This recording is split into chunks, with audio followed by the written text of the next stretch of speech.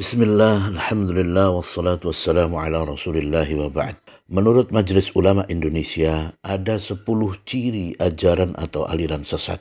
Yang pertama, mengingkari salah satu rukun iman dan rukun Islam. Contohnya seperti aliran Syiah atau Rafidah yang mengubah rukun Islam dengan menjadikan wilayah atau kepemimpinan sebagai rukun Islam yang kelima. Yang kedua, meyakini dan atau mengikuti akidah yang tidak sesuai dengan dalil syar'i, yaitu dalil Al-Quran dan As-Sunnah atau Al-Hadis. Contoh kasusnya itu aliran yang percaya kiamat akan terjadi pada tanggal 21 Desember tahun 2012 sesuai ramalan berdasarkan kalender perhitungan bangsa Maya di Amerika Tengah. Padahal kapan terjadinya kiamat itu adalah rahasia Allah Subhanahu wa taala dan tidak mungkin terjadi kiamat selama masih ada orang yang mengucapkan la ilaha illallah. Ketiga, meyakini turunnya wahyu setelah Al-Quran seperti agama Salamullah Lia Eden yang meyakini Jibril masih ditugasi Allah menyampaikan ajaran atau wahyunya. Yang keempat, mengingkari otentisitas dan kebenaran isi Al-Quran. Contohnya adalah aliran Sumanto Al-Qurtubi yang menganggap Al-Quran itu adalah hasil konspirasi jahat antara Utsman bin Affan radhiyallahu an dengan para penulis Al-Quran. Na'udzubillah. Padahal Allah berfirman, Inna nahnu nazzalna dzikra wa inna lahu lahafidun. Sesungguhnya kamilah yang menurunkan Al-Quran dan sesungguhnya kami benar-benar memeliharanya. Kelima, melakukan penafsiran Al-Quran yang tidak berdasarkan kaidah tafsir. Contohnya yaitu menafsirkan surat Al-Ahzab ayat 21 tentang menjadikan Nabi sebagai teladan dan contoh. Lalu menerapkan hal yang sama pada guru atau mursyidnya yang harus diikuti sepenuhnya dan secara mutlak. Padahal selain Nabi, siapapun tidak maksum, tidak terbebas dari dosa dan salah. Sehingga Imam Malik rahimahullah berkata, siapapun bisa diambil atau ditolak pendapatnya kecuali orang yang berada di dalam kuburan ini, yaitu Nabi Muhammad SAW. Dan hal ini juga akan berdampak pada ghulu atau memuji dan mengagungkan guru secara berlebihan yang dilarang oleh Nabi SAW.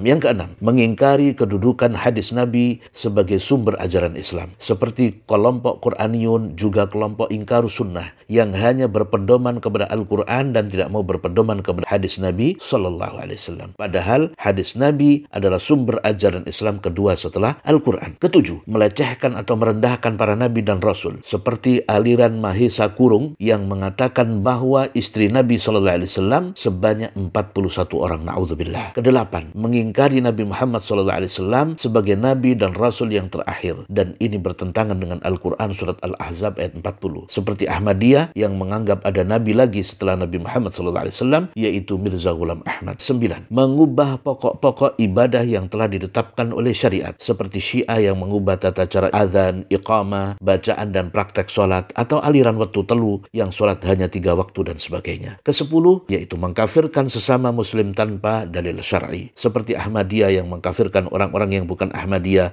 Syiah yang mengutuk dan mengkafirkan Aisyah, Abu Bakar, Utsman, Umar radhiyallahu anhum jami'an, dan banyak dari sahabat-sahabat lainnya. Semoga Allah memberi petunjuk kepada kita ke jalan yang lurus sebagaimana yang dituntunkan oleh Nabi kita Muhammad sallallahu alaihi wasallam.